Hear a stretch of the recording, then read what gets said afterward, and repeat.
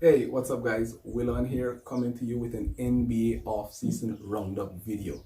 What's an NBA off-season roundup video, you might be wondering? Well, we know the NBA season is scheduled to tip off in less than 2 weeks. That's right, we are 13 days away from the 2020-2021 NBA season. But even before we get to the tip-off of the season, we know we've had a very busy and active off-season where a number of teams would have made moves to strengthen their squad to make a playoff run or make a run at the title, or in the case of the Los Angeles Lakers, look to defend their current world title. So in this video, I attempt to give you a breakdown of the moves that each team would have made. I hope you guys enjoyed, and you're going to let me know in the comments at the end. So without further ado, let's get right into it. We go to the Atlanta Hawks, first team up.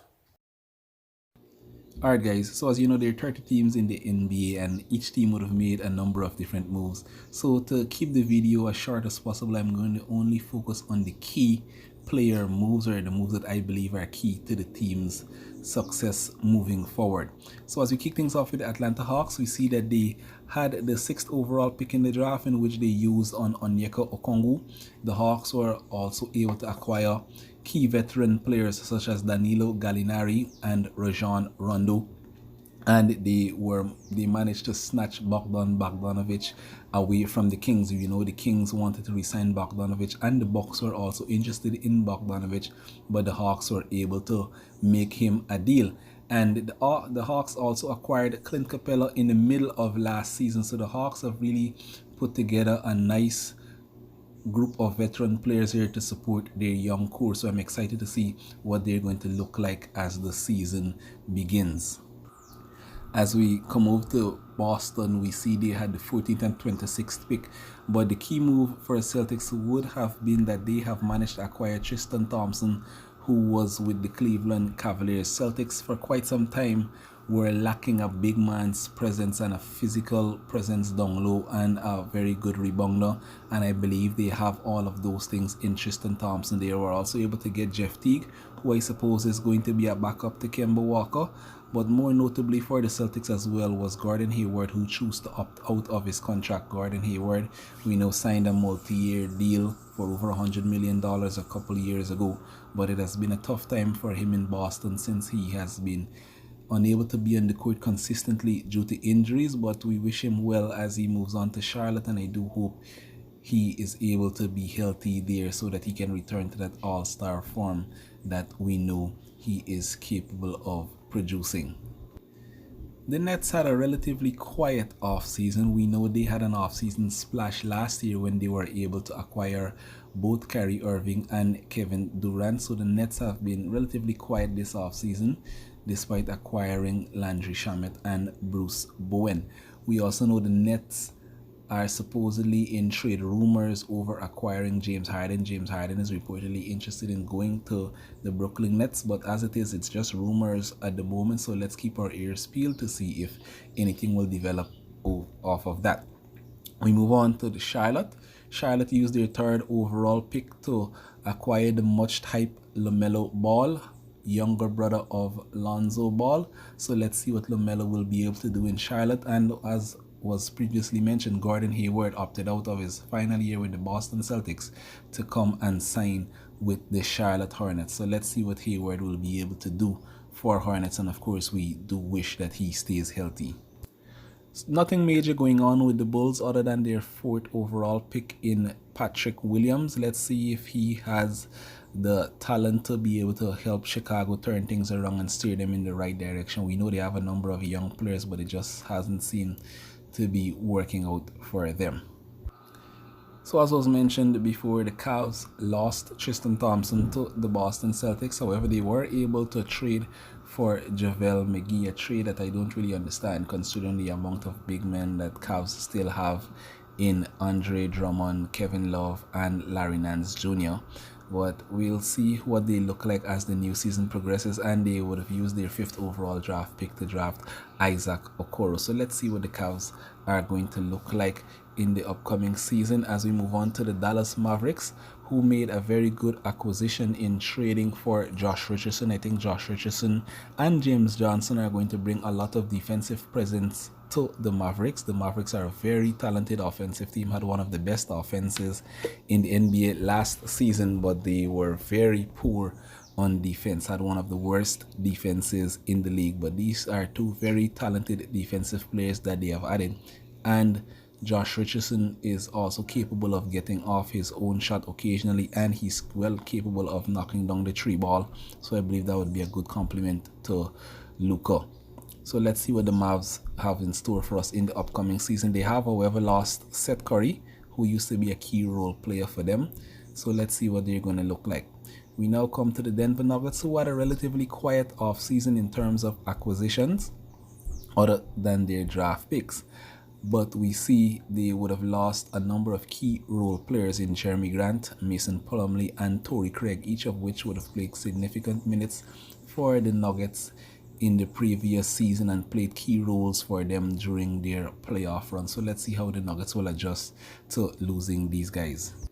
The Pistons seems to have been a bit busy this offseason, albeit they didn't add any significant veteran free agent. However, they had the 7th overall pick, in which they used in Killian Hayes, and their free agent acquisitions include Jeremy Grant, Mason Plumlee, Jahlil Okafor, Josh Jackson, and LiAngelo Ball. So a couple of guys who we know are young and have a lot of potential, and some who have proven themselves to be good role players. The Pistons would have invested in acquiring a number of them, so let's see how that works out for them. The Warriors, as many expected, utilized their 2nd overall draft pick to acquire James Wiseman, very talented young center player that many believe could have been the 1st overall draft pick. Nonetheless, I'm sure he'd be happy to fall into the Warriors, who just happens to be in need of a center. They also traded for Kelly Oubre, particularly after Klay Thompson went down on another potential season-ending injury.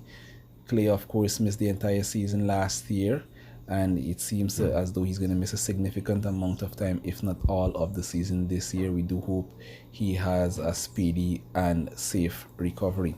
The Warriors also acquired Brad Wanamaker. Wanamaker played for the Boston Celtics last year and was very good off the bench for them, and I suppose the Warriors are looking for him to have that same impact for them. The Houston Rockets made a major trade in sending Russell Westbrook across to the Washington Wizards and collecting John Wall and a future 1st round pick in return. Now that was quite a shocking trade, one of the shocking moves of the offseason. I don't believe many saw that move coming. Nonetheless, it was pulled off. John Wall is now a Rocket and Russell Westbrook is a Wizard.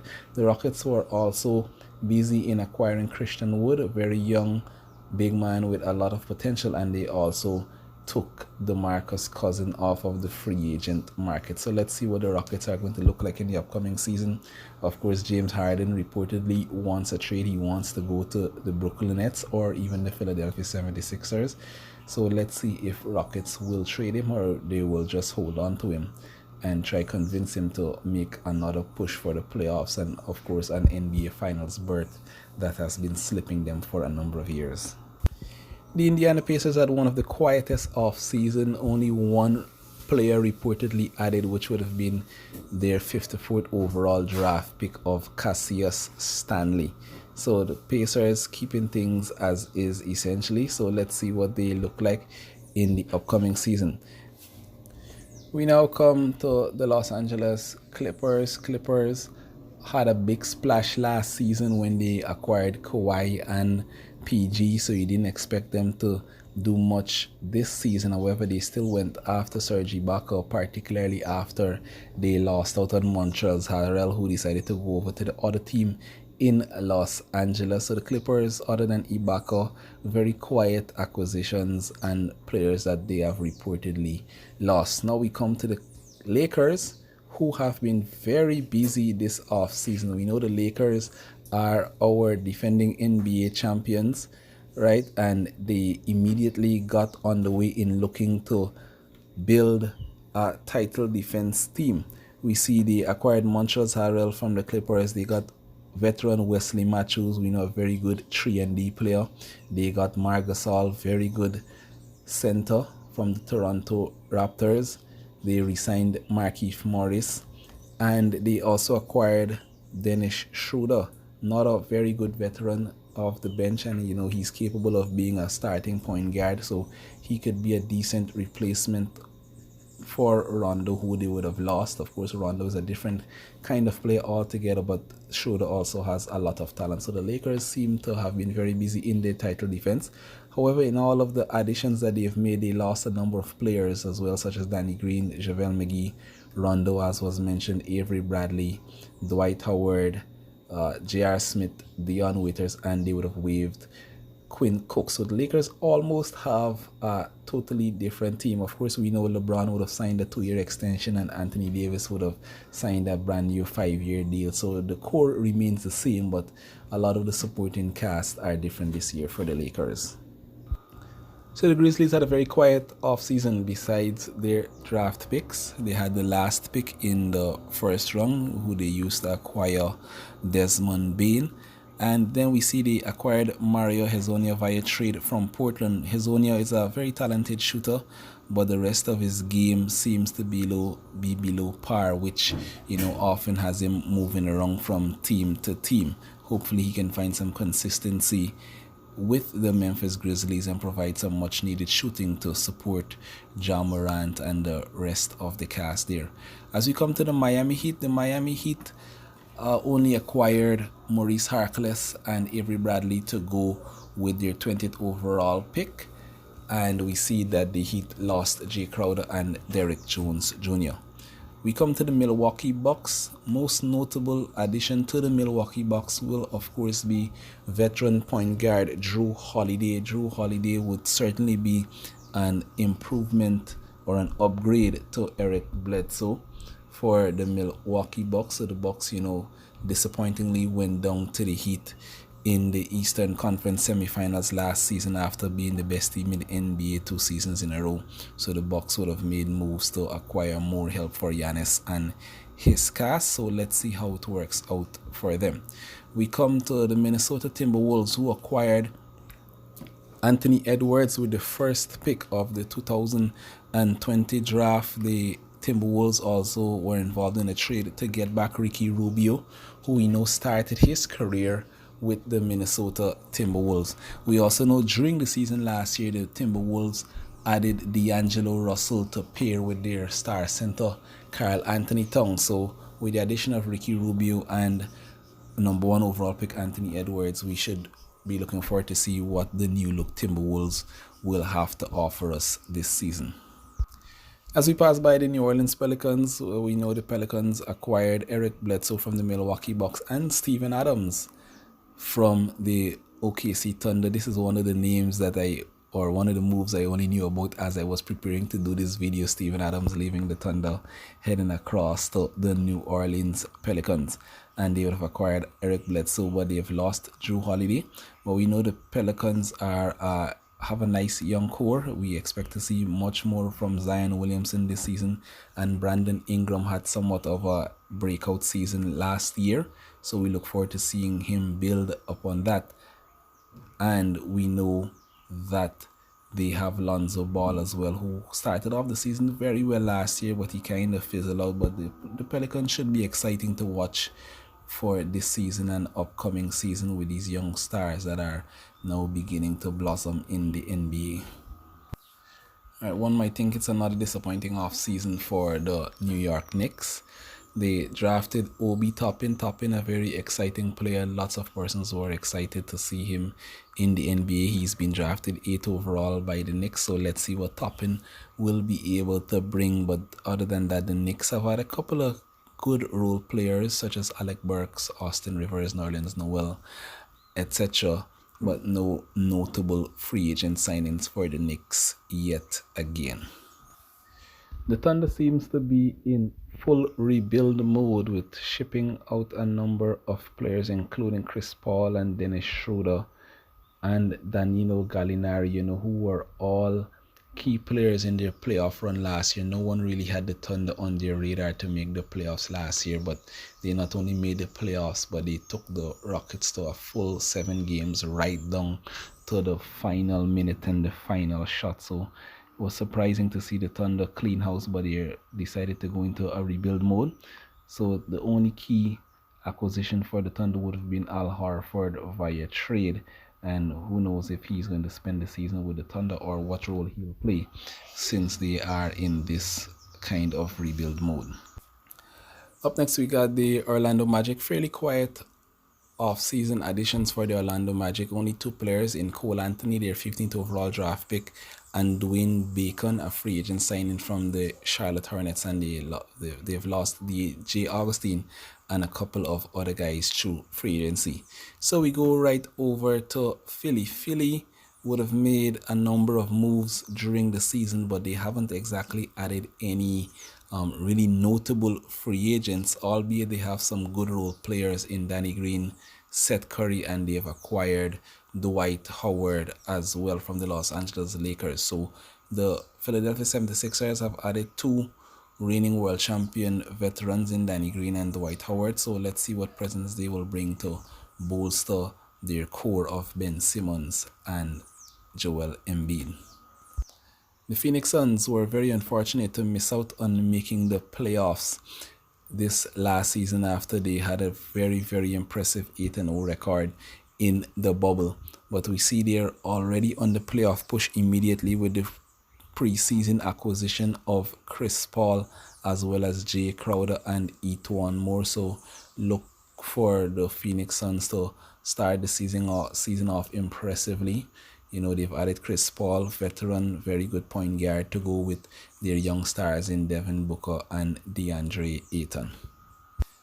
The Portland Trail Blazers have acquired Robert Covington from the Houston Rockets. Covington, one of the very best when it comes to 3-and-D players in the NBA. And they have acquired Enes Kanter as well from the Boston Celtics. Kanter spent the previous season, or 2 seasons ago, he was with the Trailblazers, and then he left them to go to the Boston Celtics. But now the Blazers have reacquired Kanter via trade from the Celtics. As we go over to the Sacramento Kings, they would have acquired free agent Hassan Whiteside from the Portland Trailblazers. And as previously mentioned, they lost Bogdan Bogdanovic to the Atlanta Hawks. Spurs, a very, very quiet offseason, drafting 2 players, Devin Vassell and Trey Jones, and they lost Bryn Forbes and Marco Bellinelli. The 2019 champions Toronto Raptors had a relatively quiet off-season in terms of acquisitions. However, they would have lost some key players in Serge Ibaka and Marc Gasol to go with Rondae Hollis-Jefferson and a few others, but they look to replace them with the signing of Aaron Baines and re-signing Chris Boucher. I'm actually excited to see what Chris Boucher will have to offer this season. He's a very, very talented defender and shot blocker. We can now come to the Utah Jazz. The Jazz were able to acquire Derek Favors after his 1-year stop with the New Orleans Pelicans. So look for him to try to add some support to the Utah Jazz, right, who also had a relatively quiet offseason in terms of acquisition of any key players. And then finally, we have the Washington Wizards. As we said before, the Washington Wizards were involved in a blockbuster trade for Russell Westbrook, in which they sent away John Wall and a first-round pick. I'm interested to see how this works out for the Wizards, but Wall, as we know, hasn't played for the Wizards in almost 2 years due to a number of different injuries. So at least with Westbrook, they should have some more consistency at their point guard position. And they had the 9th overall pick, in which they used to acquire Denny Avdija, and they took Cassius Winston with the 53rd overall pick, as well as acquired Robin Lopez from the Milwaukee Bucks. Alright, so there you have it, a breakdown of the offseason moves by all 30 NBA teams, guys. Let me know what you think about the video in the comments, whether you are a regular basketball fan or it was helpful to you in preparation for your upcoming fantasy basketball season. I'm looking forward to hearing what you guys think about it in the comments. I'm also thinking of doing another video to give my predictions and expectations for the upcoming NBA season. So if you would like to see such a video, let me know what you think in the comments. And lastly, I cannot leave without encouraging you to support local sports, guys.